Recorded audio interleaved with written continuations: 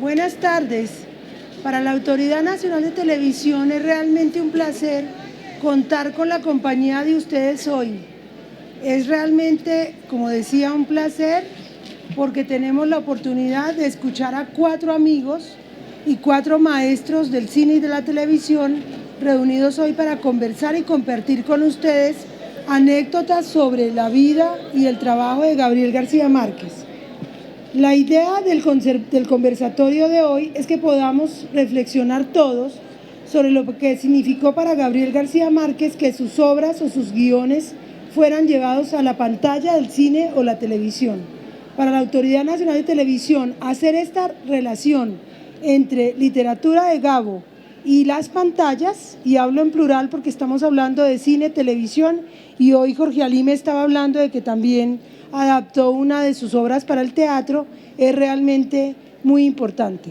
Los 4 miembros de este conversatorio, los 4 participantes son Jorge Ali Triana, actor, director y guionista, que en 1985 realiza para cine la película Tiempo de morir como adaptación de la obra literaria de Gabriel García Márquez. Para el mismo año realiza la misma adaptación para televisión. Miguel Litín, director de cine, televisión, guionista y escritor chileno de origen palestino y griego, que en 1976 es galardonado con el premio Ariel a la mejor dirección por Actas de Marusia. Fue nominado en 1975 y 1978 en el Festival Internacional de Cine de Cannes en la categoría de Mejor Película por Actas de Marusia y El Recurso del Método, respectivamente. Recibió los premios Oscar como Mejor Película Extranjera por Actas de Marusia y Alcino y el Cóndor en 1982. En 1980 dirige La Viuda de Montiel, que es una adaptación del cuento de Gabriel García Márquez. Lisandro Duque, que además es el director de Canal Capital, quien está en este momento transmitiendo este conversatorio, es director de cine y en 1987 realiza Milagro en Roma, adaptación de un cuento de Gabo. Y Carlos Álvarez, que además va a ser el moderador de esta charla, profesor de todos nosotros, profesor de la Universidad Nacional y una de las personas que ha marcado la historia de la formación de los estudiantes de cine de este país. Les doy la bienvenida y les reitero que para la Autoridad Nacional de Televisión es un placer que podamos estar juntos hoy charlando sobre García Márquez. Mil gracias.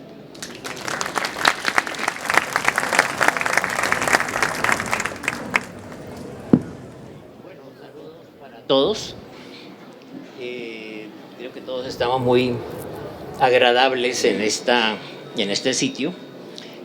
Vamos a empezar posiblemente con un punto, entendiendo todos las limitaciones de tiempo para poder hablar todo lo que quisiéramos y lo que los panelistas tienen para hablar de la experiencia de García Márquez en literatura y naturalmente en cine. Entonces, sí. Perfecto.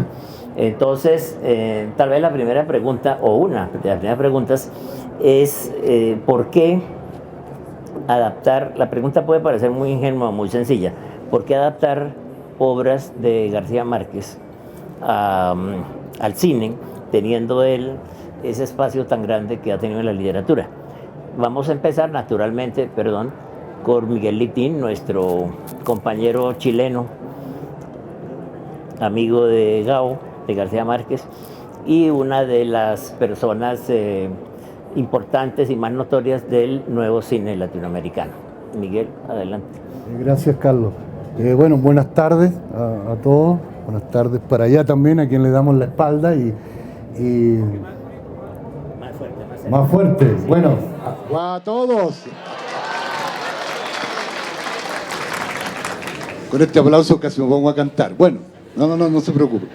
Estoy muy contento realmente de estar además con amigos tan queridos, con Carlitos Álvarez, que nos conocemos toda una vida, con Lisandro Duque, con Jorge Ali Triana, que son amigos, que son cineastas, son cineastas a quienes admiro su obra y que nos conocemos de prácticamente todas nuestras vidas como cineastas. La pregunta de Carlos, y rápido, ¿por qué García Márquez? Bueno, porque uno se enamoró de su obra y se enamoró de todo lo que él escribía, de su mundo y de esa proyección de la identidad latinoamericana que está en cada una de las frases que él escribe en sus obras. Entonces, bueno, al sentirlo de uno y uno al sentirse parte de ese mundo maravilloso que es Macondo, que es Colombia, que es América Latina, que son sus montañas, sus ríos, saber que esa es nuestra identidad y a partir de nuestra identidad crecíamos, bueno, de esa manera entonces hacer una obra de Gabo era un privilegio y en cuanto tuve la oportunidad, por supuesto que lo realicé, lo hice y durante la filmación de La Viuda de Montiel fui un hombre, fui un ciudadano latinoamericano, fui un cineasta muy feliz, porque aparte de que nada se hace con tanta felicidad ni con tanto entusiasmo como hacer cine, estaba también Gabo y estaba también Mercedes, quienes bajaron un día en un helicóptero ahí en Tracotalpan donde estábamos filmando y frente al asombro de todos, caminando entre las aspas que movía y el viento que movía el helicóptero, fueron a enseñarnos, ellos dos, cómo se hace el amor en una hamaca. Fuimos muy felices. Bueno, para no entrar en detalles, ¿no? No. Muchas gracias, Jorge Ali, por favor, entonces la experiencia de ese largo. Bueno, yo creo que Gabo tiene... Él es guionista también. Yo tuve la fortuna de poder hacer 2 guiones originales escritos específicamente para el lenguaje cinematográfico. Comentaba contigo, Carlos, antes de entrar, que cada lector es un director. Cuando ustedes leen una novela, imaginan al personaje, le ponen rostro, le ponen su gestualidad, su psicología, la ropa, construyen el ambiente de la casa donde vive. Y lógicamente cuando ven una película hecha por otra persona, dicen, así no era el personaje que yo leí. Porque cada lector se imagina, y eso es lo maravilloso de leer. Por eso digo yo que yo no debería estar en esta charla, porque nunca adapté una obra de Gabo al cine, sino tuve, digamos, esa fortuna de hacer Tiempo de Morir y Edipo Alcalde, que fueron guiones que él escribió desde el principio, no basados en un cuento, como en el caso de La Viuda de Montiel, no basados en una novela. Por ejemplo, Lisandro tuvo también la misma circunstancia cuando hizo Milagro en Roma, que era un diseño. Gabo escribió cantidades de guiones. En México, antes de escribir 100 años de soledad, o mientras escribía 100 años de soledad, él vivió como guionista, escribiendo, y hay muchas películas de él escritas originalmente para la pantalla grande.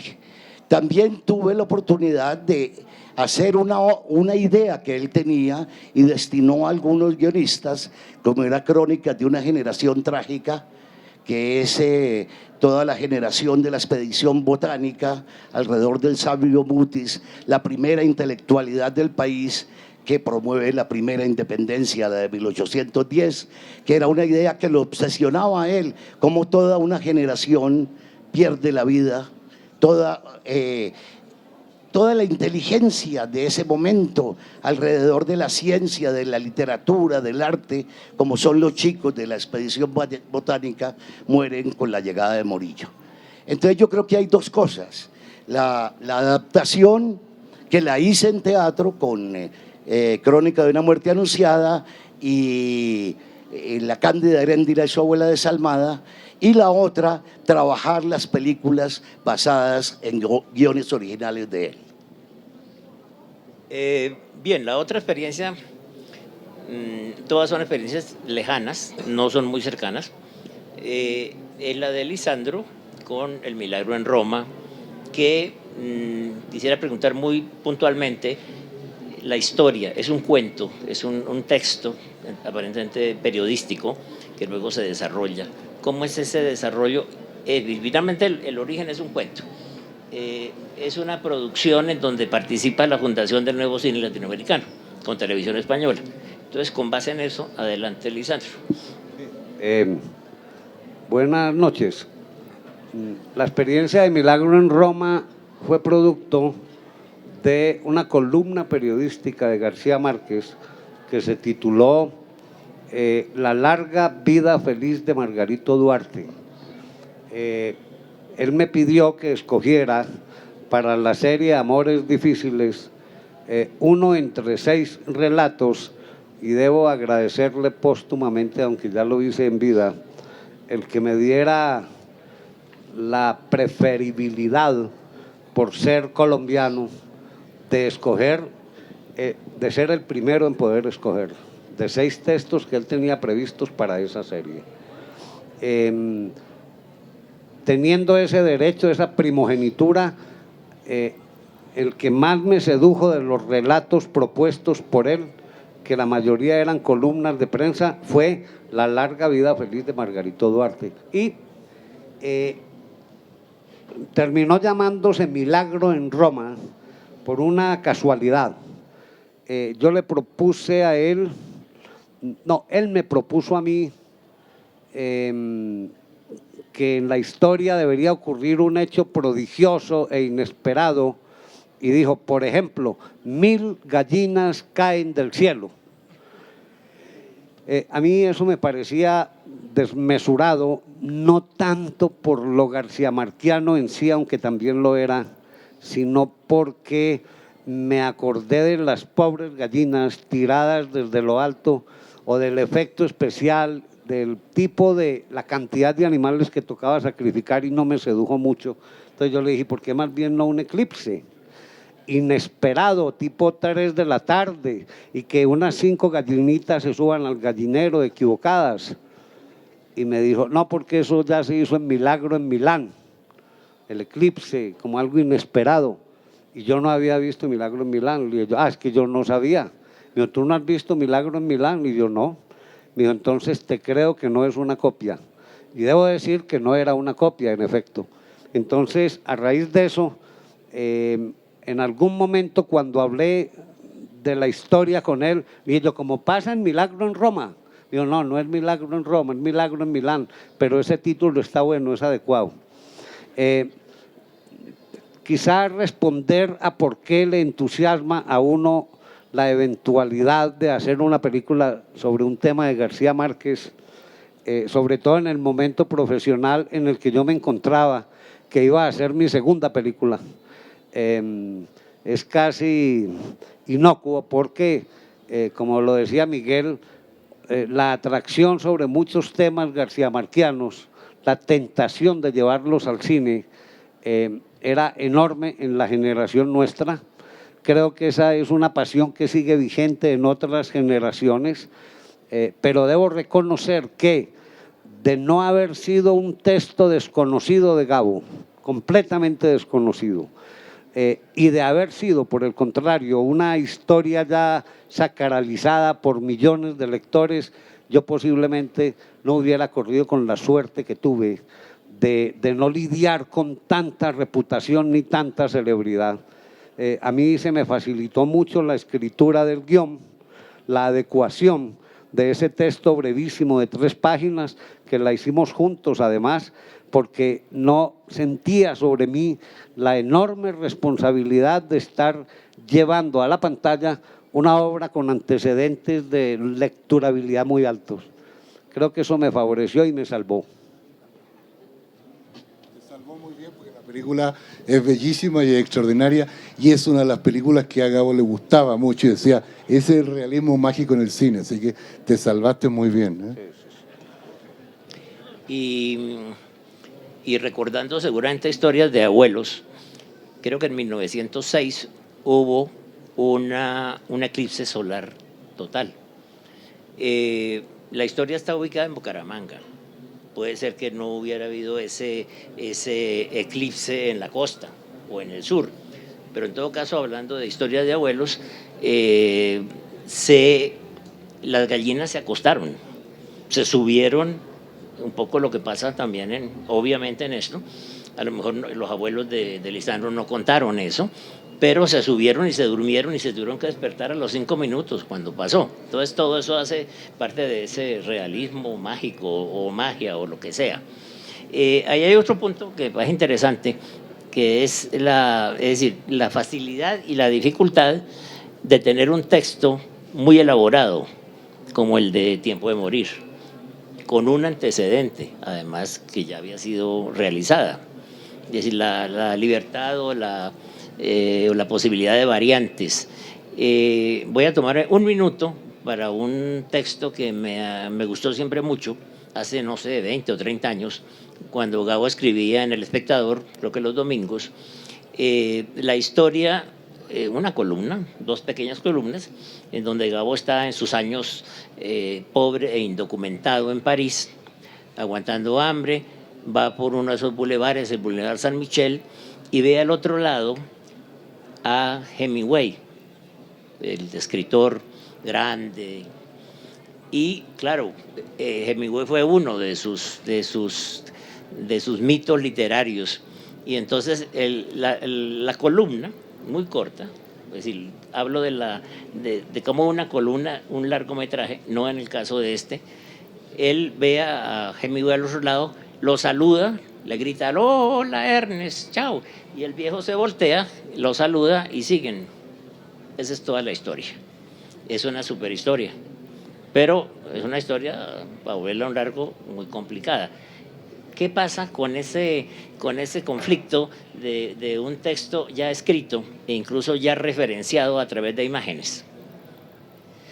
Bueno, evidentemente el diálogo de Tiempo de Morir era muy complicado. Yo tengo una extracción teatral y no me parece que sea un lastre, sino que me ha dado una manera de mirar el cine. Y ese texto, de ese diálogo con esas frases de Gabo que dice él que oyendo a su abuela fue que empezó a ponerle, le dio ese estilo que decía las cosas más tremendas y asombrosas de la manera más natural, contando las historias más extravagantes y estremecedoras como si fuesen cuentos cotidianos. Y conocemos muy bien el estilo de García Márquez en los textos de sus personajes, que son como esculpidos por piedra, son sentencias que hablan mucha gente del Caribe así.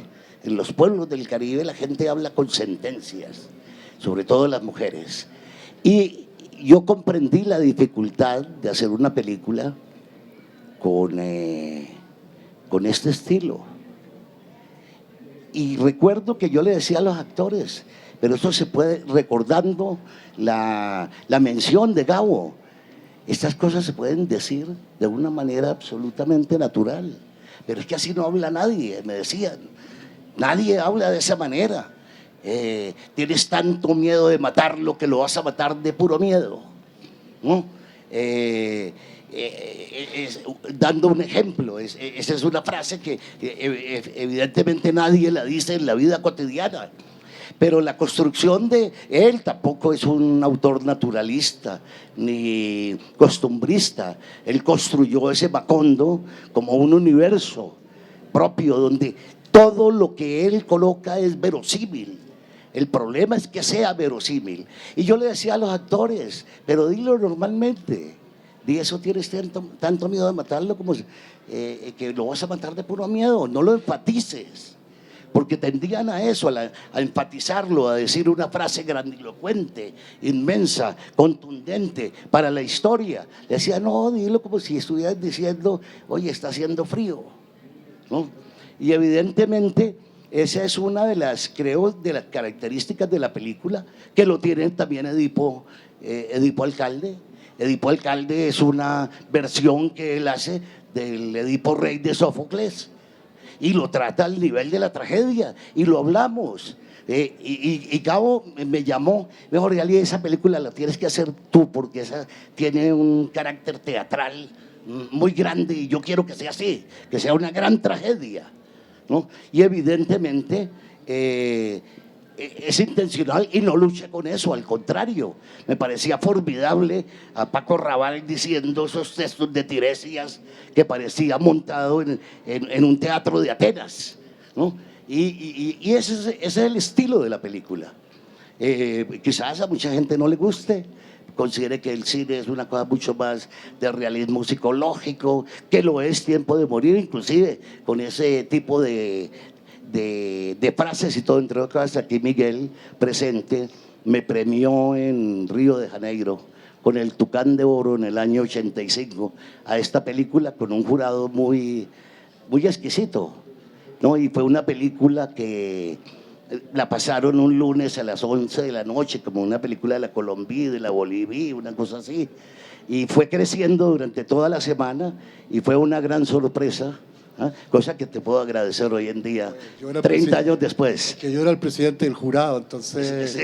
El jurado era muy exquisito, pero el presidente era yo. Sí. Además la película es fantástica y le encantó a todos. María Volonté, por ejemplo, deliró con la película, porque además, como es actor, y tú sabes que los actores tienen su ego, él dijo, bueno, pero ese personaje es lo que yo hago en el cine. Y yo dije, claro, por supuesto, y mira que te hace bien. Y defendió la película, una gran película. ¿Cómo fue el trabajo, Miguel, en La Viuda de Montiel con Geraldine Chaplin, para entrar en un aspecto también de la verosimilitud? En otro rincón de la gallera. Exactamente. ¿Cómo fue esa? Claro, la cosa es así. Yo conocí, llegando a México, exiliado, yo conocí a Álvaro Muti. Y Álvaro, gran amigo de Gabo, claro. Y cenamos una noche y el hombre, yo le dije, pues quiero hacer algo sobre Gabo. Había visto una película mía que se llama Por la Tierra Prometida y a él le había gustado, qué sé yo. Y entonces le digo, bueno, pero ¿y cómo lo hago? ¿Cómo llego a Gabo? Y entonces Gabo estaba en París. Entonces nosotros viajamos al Festival de Cannes a presentar La Tierra Prometida. Bueno, pero concretamente nos encontramos con Gabo como a las 5 de la tarde en el Café Cluny en Saint-Germain con San Michel, con Mercedes y con Eli, mi mujer que está aquí atrás. Y ahí empezamos a hablar y me dijo, bueno, ¿qué quieres tú hacer? A mí primero el Gabo me pareció que era turco, no me pareció colombiano ni nada. Y que yo con esa nariz, con todo esto es árabe, es como un tío, un primo mío. ¿Ah? Jorge Alitriano sabe mucho de esto. Y entonces yo dije, bueno, lo traté por supuesto como si fuera un pariente mío, un primo. Y hablamos y la fluidez de la relación fue fantástica. Y además vimos La Tierra Prometida, que tuve la suerte y el privilegio que le gustara. Bueno, todo iba miel sobre hojuelas. Entonces dice, bueno, ¿tú qué quieres? Yo digo, bueno, hacer 100 años de soledad. Entonces yo como para atrás me dijo, bueno, eres bastante audaz. Sí, pues claro, si estoy al lado tuyo ahora, ¿cómo no voy a aprovechar el momento? ¿Verdad? Me dijo, no, eso no se puede, no sé qué, tal. Y luego la conversación siguió y luego me dice, bueno, lee en los funerales de la mamá grande, lee La Viuda de Montiel. Si te gusta bien la hace y si no, te chingas, pues me dijo. Y se fue caminando con ese pasito rumbero que tenía, ¿sí? por San Michel, en medio de una multitud de estudiantes porque había ese día una gran manifestación, cosa que en París en los años 60 o 70 no era raro, ¿no? Bueno, yo me quedé ahí con La Viuda de Montiel, no la había leído en realidad, fui, me compré el libro, pasó el tiempo, no sé qué, encontré la verdad, porque estamos en un coloquio de este tipo y con estos grandes amigos de los cuales yo aprendo mucho, y con Gabo nosotros trabajamos muy libremente, ¿verdad? Muy como amigos, no había problema. Y a mí no me gustó mucho porque encontré que era muy pequeño para hacer una película. Pero bueno, seguí, pues, y después quise hacer El Otoño del Patriarca. No funcionó la cosa, no funcionó. No, estábamos a punto de estar de acuerdo, pero me fui con el recurso del método Carpentier. Y entonces Gabo fue a la Moviola a verme cómo estaba editando, discutimos, hablamos, aportó. Nos hicimos muy amigos.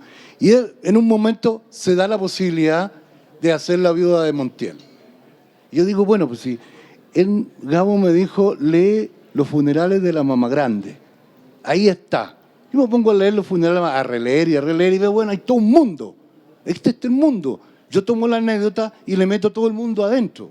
Le meto todo el mundo como si esto fuera la gallera. La película son como gallera. Uno va metiendo cosas y cosas. Entonces meto a la mamá grande, meto a este, meto al otro, meto imágenes de la viuda de Montiel, la viuda arriba de un barco con flores pasando por el río Papaloapa, que se llama el río de las mariposas, ahí donde se enfermó Neruda de nostalgia en uno de sus exilios. Bueno, y entonces empiezo a componer cosas, imágenes y tal en mi cabeza. Y luego Gabo me dice, bueno, Geraldine Chaplin me la encuentro en París, le digo. Y me dice, bueno, pues a mí me gustaría hacerlo. Pues ella estaba flaca, claro, porque muchos bueno, ¿cómo se llaman esta gente que escribe sobre lo que nosotros hacemos? ¿Cómo se llaman? Esto empezamos a decir, que era muy... Sí, ellos ven el acto todas las noches, pero nunca lo consuman. Por eso... un amigo nuestro, Arturo Ripstein, que dice que son impotentes por ese razón. No. Entonces... Pega más el micrófono. ¿Ah? Pégalo. Gracias. Se han pegado para lo que dijiste. Que tengo que hacerlo con un director, eso es muy bueno. Entonces, la Geraldine era encantadora, fantástica y todo lo demás. Y yo además no quería hacer nada que tuviese que ver con el criollismo.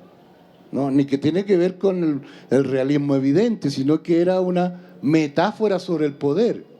Entonces ella, a mí me pareció perfecta. Se lo dije a Gabo también, le pareció perfecto. Nos juntamos con ella y fuimos a filmar. Pero antes, Gabo me dice, bueno, ¿y el guión?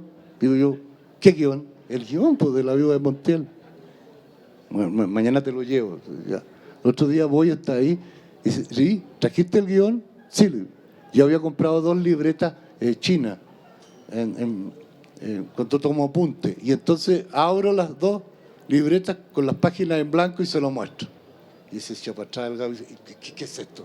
Me está tomando el pelo, no sé. Pero usó una frase, no mames gallo, algo de estas cosas que dicen ustedes. Entonces dije yo, pues si ahí está el guión. El guión es... Cuando murió José Montiel, todo el pueblo se sintió vengado, menos su viuda. El guión es contestar esta pregunta: ¿por qué todo el pueblo se sintió vengado y por qué no su viuda? Esa es la película, abogado, y vamos a hacerla y se acabó. Y entonces después fuimos a filmar a Tlacotalpa, y yo tenía unos papeles por aquí, unos papeles por allá, porque yo no tengo ninguna, debo reconocer, queridos amigos, amigas, que yo tengo ninguna disciplina con respecto a los guiones. Yo creo que el guión es un mapa, no es el camino. El camino lo hace uno haciendo la película, improvisando todos los días y diciéndole a los actores, di esto, di el otro, dilo así, dilo asá, y uno va haciendo todos los papeles. Entonces, en el guión metí unos versos de Rubén Darío, a Katy Jurado diciendo, y este era un rey que tenía un rebaño de elefantes, y etcétera, todo lo Rubén Darío, y tirando las cartas sobre la mesa para leerle al hombre que tenía el poder, e inventando todos los días jaulas de oro, jaulas que se hundían en el río, la viuda que paseaba de un lado a otro, y después le fui inventando monólogo, siguiendo, y me reía mucho después con Gabo, porque seguía imitando su forma de escribir, para escribirle los monólogos nuevos a Geraldine Chaplin, que estoy perseguida, que me persigue la muerte, que los perros que ladran, que soy una sombra de mi sombra.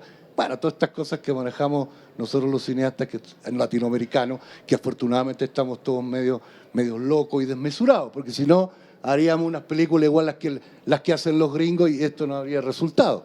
Lo bueno justamente es que tomando a un texto de Gabo uno podía ir por toda la obra, y así lo hice. Y cuando vio la película, y estábamos en el estreno, y entonces y me dice, habría sido un gran pintor. Yo digo, no jodas, ¿qué me estás diciendo, cabrón? Si me estás diciendo cuando te gusta la película, digo, no, pero vámonos. Y afuera estaban todos los periodistas esperando que habláramos sobre que no había aparecido, era en La Habana. Y yo le digo, Gabo, nos quedan 5 pasos. No vayas a decir eso de que yo soy un gran pintor, porque yo voy a decir que no sé qué cosa. No digas, por favor. Pues no sabía qué es lo que realmente significaba. Y la verdad es que a mí me gusta mucho la película.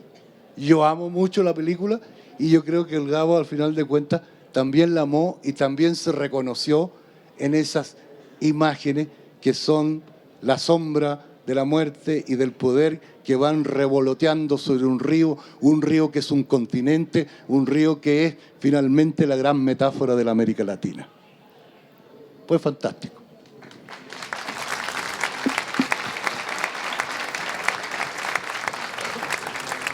Gracias, Miguel. Quisiera preguntar cuánto tiempo todavía nos falta. ¿Alguien? ¿Cuánto? Un cuarto de hora. Tal vez de esto que ha contado Miguel es muy interesante porque siempre ha habido un poco la necesidad o el prurito comercial de la adaptación de una historia escrita al cine. Esa adaptación se basa mayoritariamente en una experiencia física, ¿no? Una peripecia. Y tal vez Gabo es tan rico, perdón por decirle Gabo, porque yo no soy viudo de Gabo, como hay tantos. Es decir, a García Márquez se le puede sacar partido por 1000 partes. Todas serán distintas, todas serán ricas, todas serán respetadas por él. Eso me parece un dato muy, muy importante en el caso de García Márquez. Por lo tanto, hay una historia muy corta, está en los cuentos peregrinos, que es la historia de la pasajera más bella del mundo. Deben recordarla. Él está, García Márquez, o ese protagonista que está en primera persona, está en un aeropuerto en París y va a viajar a Nueva York.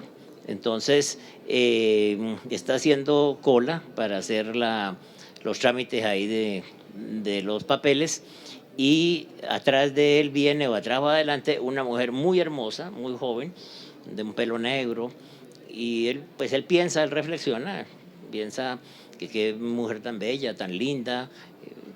Bueno, y de pronto él acaba de hacer los trámites y se va. Además dicen entonces que hay una tormenta de nieve en Nueva York, entonces el vuelo no puede salir, se demora en salir. Y pasan X horas, hasta finalmente sale el vuelo y Gabo entra, García Márquez entra y se sienta en su asiento, todavía pensando un poco en esa muchacha, cuando de pronto llega esa muchacha y tiene el puesto al lado de él. Eso ya entramos en una magia. Ella llega, se sienta, saca unos antifaces de esos para dormir, duerme 8 o 10 horas y cuando van a llegar a Nueva York les avisan ahí, se despierta, se quita el antifaz, hace así, el pelo, no este caso, y queda automáticamente, perfectamente peinada. Y se va. Es esto el cuento. Uno queda, todas las posibilidades imaginables de cómo seguiría, de qué pasaría, pues sí, no pasa nada, ¿no? O pasa de todo. Entonces, tal vez esa dificultad me imagino que muchos de ustedes, como espectadores de cine, siempre le preguntaban a uno, no solo hablo de mi generación, bueno, ¿y la película cómo es? ¿Qué pasa en la película? ¿No? Claro. No, es que hay un muchacho y hay una muchacha, entonces se enamoran, pero entonces hay un papá que no los quiere o que sí los quiere y luego un camión atropella a la muchacha y se muere. Es buena la película, hay muertos, hay amor, hay acción más o menos, ¿no? No, estamos en otro momento y yo creo que en eso el cine latinoamericano, el nuevo cine latinoamericano ha tenido una posibilidad muy interesante.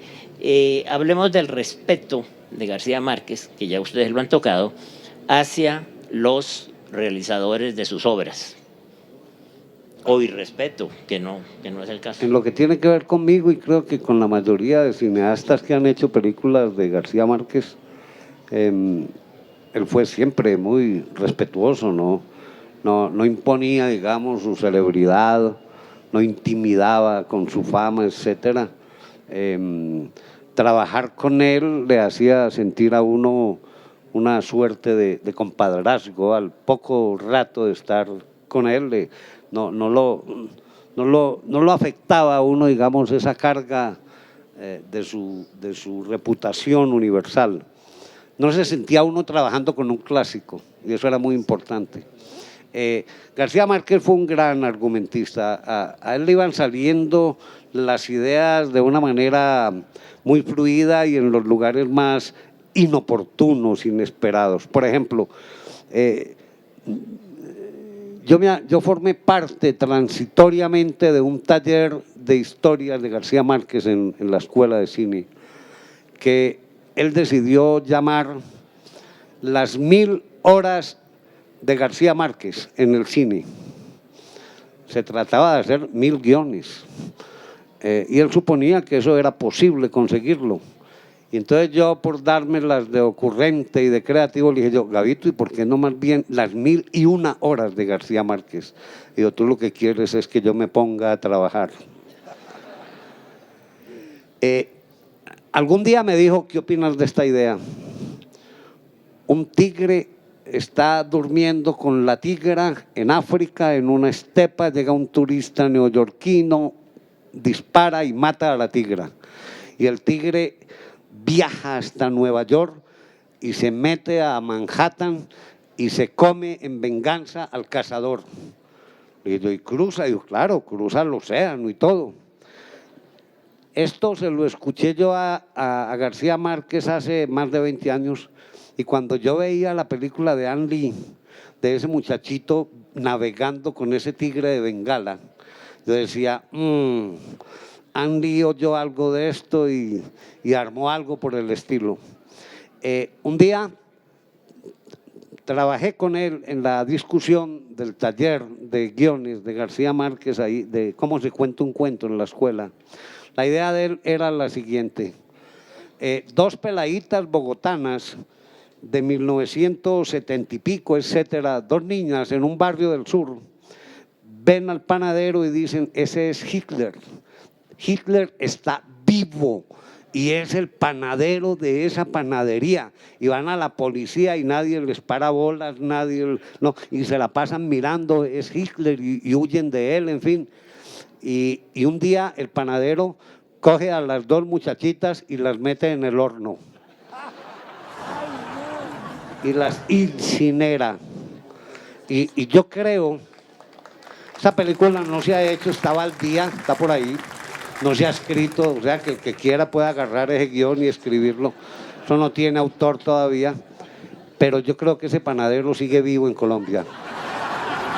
Oye, yo lo que pasa, cada vez que se encontraba uno con Gabo, oye, tengo esta idea para una película. Él era un cuentero, ¿ah? Vivía inventándose historias y siempre, cada encuentro con él te contaba 5 películas. Yo recuerdo una cosa, cómo gozaba, por ejemplo, cuando trabajar con él, lo que estoy completamente de acuerdo contigo, se volvía un niño chiquito, uno proponía una idea y él sacaba 100, era como un volcán de ideas. Una vez fue a ver aquí en Bogotá la Cándida Heréndira en teatro. Y al otro día me llamó y me dice de entrada, oye, ¿por qué le sacaste el Parlamento a la Heréndira o a Ulises? No me acuerdo cuál de los personajes. Le dije, Gabo, porque ese Parlamento no existe en la novela. Me dijo, ¿cómo que no existe? ¿Me lo vas a decir? Le dije, estoy seguro que no existe, estaría puesto ahí. Y le dije, sin embargo, déjame revisar. Yo me fui a buscar la novela y efectivamente el Parlamento no existía. Lo llamo de nuevo y le digo, Gabo, el Parlamento no existe, abre, ¿qué edición tienes? Abre la novela en tal página, tal parte, ese Parlamento no. Pero si yo lo escribí, le dije, no está, Gabo. Digo, pues si no está, hay que ponerlo. ¿No? Y entonces empezó a ir, cada semana iba a haber una función y se inventaba parlamentos que nos ponían. Me entró terror que fuera a ver la obra, porque empezaba a inventarse escenas, ¿no? Y ya cuando una obra está montada y todo, eso en una película afortunadamente no es posible, ¿no? Que se invente escenas para que uno le ponga la película. En el teatro es posible. Entonces cada vez que iba se inventaba una escena nueva para la Cándida Heréndira y su obra desalmada. Hasta el punto en que me llaman, voy a ir el viernes, Gabo, el viernes no hay función.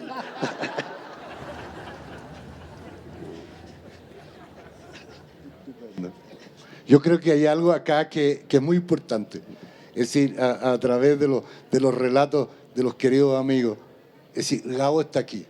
Es decir, ese era el ambiente que se ha recreado ahora en el que nosotros trabajábamos y tuvimos el privilegio de trabajar con Gabo. Ese era. Nos reíamos mucho, inventábamos muchas cosas y fuimos realmente muy felices.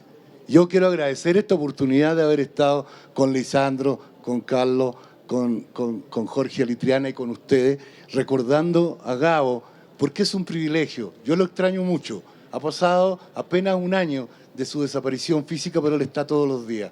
Cada día que miro una ventana, cada día que veo algo que me gusta, cada día que escucho algo que me gusta en la calle, en la gente, que veo un brillo en los ojos de los jóvenes, una esperanza nueva en la América Latina, una lucha nueva, yo recuerdo al Gabo porque eso era él. Eso, él formó parte, es como el padre que nos da identidad y nos dice, crean, luchen, imaginen, son latinoamericanos, vayan adelante. Y eso estaba aquí.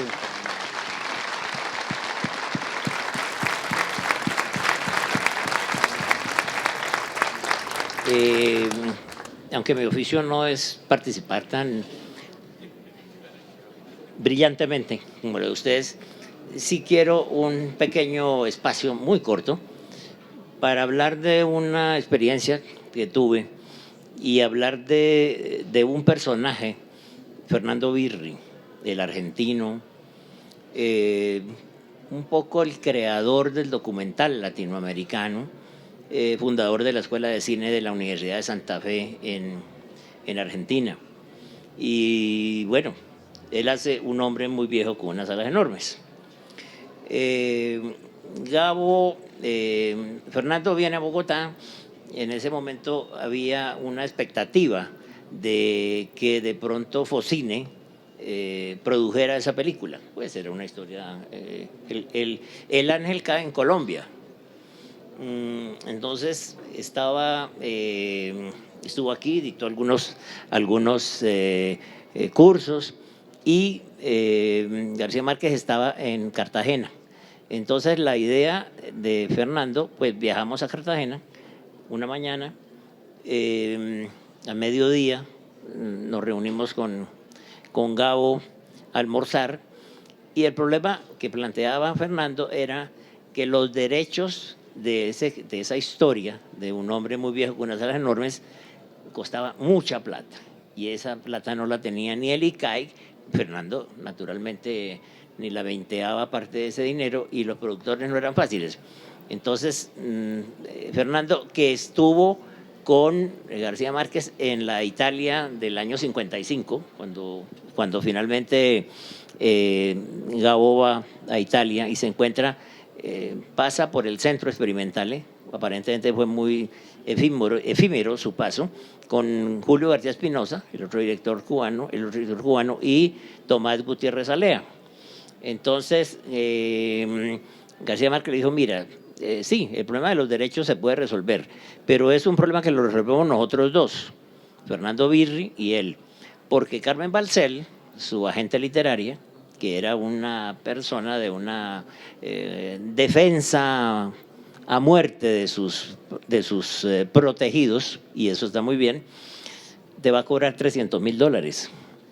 Entonces mi aporte a la película son los derechos. Es decir, yo estaba en una mesa con un almuerzo común y corriente, viendo cómo un señor escritor, Gabriel García Márquez, le regala a Fernando Birri, un director clásico del cine latinoamericano, $300.000 para hacer la película. Es decir, eso es más allá de generosidad, porque no es un problema de generosidad económica, ¿no? Es una generosidad de toda la personalidad de García Márquez. Como estamos ya cerca, entonces yo quisiera dar un final con unas palabras de ustedes. Lisandro, aunque ya han resumido muy rápidamente, la figura de García Márquez, la dificultad de adoptar esas imágenes tan fuertes literarias a unas imágenes tan concretas como las del cine. En la época en que García Márquez y yo trabajamos o yo formé parte del grupo, la serie Amores Difíciles, Tomás Gutiérrez Alea y Rui Guerra querían el relato que yo había escogido, al que Gabo me había dado derecho de escoger de primero. Entonces Gabo me dijo, óyeme, y lo presionaron mucho, digo, ¿tú soltarías ese relato y lo cambiarías por otro? Porque Titón y Rui Guerra me tienen loco y no quiero que me sigan insistiendo más con eso. Yo le dije, depende del otro. Y me dijo, ¿cuál escogerías tú? Y yo escogí uno que no estaba en el grupo escogido por Gabo, preseleccionado por él. Y le dije, me dijo, ¿cuál? Y yo le dije, un rastro de sangre sobre la nieve. Y me dijo, no, eso ya se lo di a François Truffaut, eso lo va a dirigir él. Debo decir que Truffaut murió al año y nunca la hizo. Después Gabo le dio eso a Pilar Miró y Pilar Miró se murió sin hacerlo. Y debo decir que yo leí ese cuento nuevamente hace como 2 años y yo dije, siquiera Gabo no me lo quiso dar porque ese hubiera sido un rastro de sangre mío en la cinematografía colombiana y hubiera acabado conmigo. Es demasiado difícil y compleja esa película.